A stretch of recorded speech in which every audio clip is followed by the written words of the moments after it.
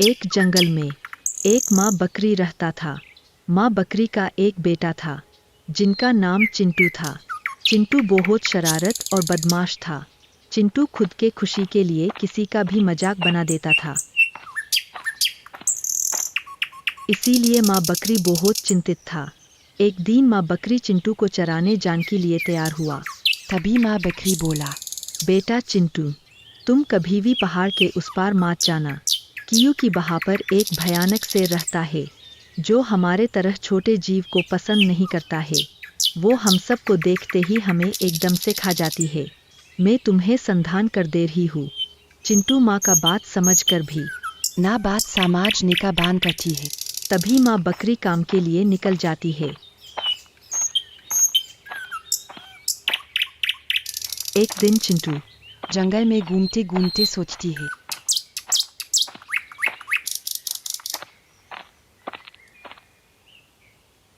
मैं मम्मी ने तो मुझे आज बहुत डरा दिया। सच में पहाड़ के उस पार का शेर क्या बहुत डरावना है। मम्मी का तो हमेशा से ही बढ़ा चढ़ा कर बोलने का वही आदत है। अगर मैं उस पार गया ना तो मैं उस पार का शेर को मेरा ताकत दिखा दूंगा। ये सोचकर चिंटू घास चरने लग जाती है। कुछ देर चलने के बाद चिंटू का पेट भर जाती है और वो घर वापस लौट जाती है।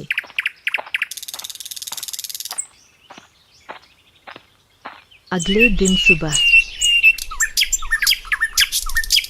माँ बकरी जैसे ही काम के लिए बाहर गया। मेरे पास यही एक सुनहरा मौका है पहाड़ के उस पार जाने के लिए। मैं अभी निकल जाता हूँ और मम्मी को तो कुछ भी पता नहीं चलेगा।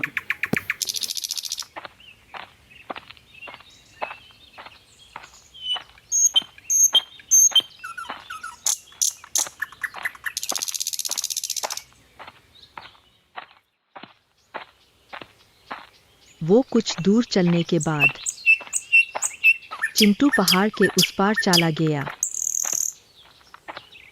वो जैसे ही कुछ दूर गया तभी उसे खर्राटों की आवाज सुनाई देती है।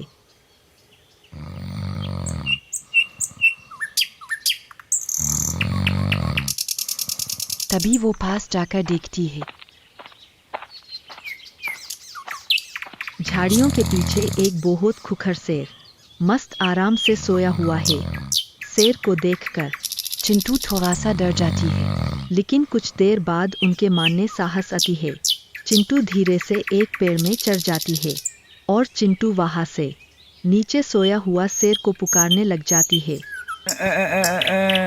अरे ओ शेर जी, मैं चिंटू बोल रही हूँ और मैं आपको डराने के लिए आई हूँ। चिंटू का ये बात सुनकर शेर जी का नींद टूट जाती है। वो इधर उधर ढूंढने लग जाती है। तभी वो पेड़ के ऊपर चिंटू को देखा। हालूम हालूम, तुम एक तो पिद्दी सा हो, ऊपर से तुमने मेरा नींद खराब किया। लगता है तुम्हारा दिल में डर नाम का कोई चीज नहीं है। तुम तो आज मेरा भोजन बनने वाले हो। हा हा हा हा। अरे शेर जी, पहले मुझे पकड़ ही तो लो, फिर खाओगे। तुम्हारे जैसा एक शिकारी को मेरे पास आने दिया तब ना। शेर चिंटू की बात सुनकर बहुत गुस्सा हो जाती है। और वो चिंटू को पकड़ने के लिए पेड़ के नीचे उछल कूद करने लग जाती है। ये देखकर चिंटू पेड़ से उतरकर दौड़ने लग जाती है। अरे रुक रुक, बदमाश बकरी का बच्ची, एक बार तू हाथ में आ, फिर बताती हूँ।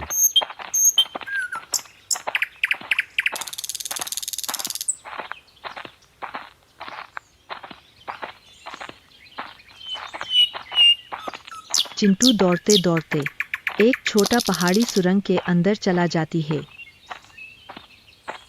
लेकिन सुरंग बहुत छोटा होने के कारण शेर जी वहां पर नहीं जा पाया। हालूम हालूम, ये बकरी का बच्चा तो बहुत चालाक निकला। आज तो मेरा सारा मेहनत धूल में मिल गया। इतना छोटा सुरंग में कैसे अंदर जाऊंगा? इससे अच्छा है मैं घर वापस लौट जाती हूँ। उसके बाद शेर जी अपना घर लौट जाती है और चिंटू को समझ आई माँ का बात कितना अहम और गुरुत्वपूर्ण है। उसके बाद चुपके से चिंटू अपना घर लौट जाती है। चिंटू घर पहुंचकर माँ को साफ घटना बोल देती है। माँ बकरी चिंटू का बात सुनकर बहुत कड़ी आवाज पे समझती है। तुमको समझ आई ना? मेरी बात ना सुनकर तुम कितना बड़ा मुसीबत में पड़ गई थी। मैंने तुमको कितंबर बोला था कि मेरी बात माना करो, लेकिन तुम तो मेरी बात नहीं सुनाना। इसके बाद से तुम मेरे बात को माना करना ठीक है। आज तो तुम बहुत जोर बच गई, लेकिन हमेशा भाग्य सहाय नहीं होती। हमारी अहंकार और आवेग हमें हमेशा ही मुसीबत में डाल सकती है। उसके बाद से चिंटू ने वादा किया वो अब से माँ का साफ बात मन से सुनेगा और कोई भी शरारत नहीं करेगा।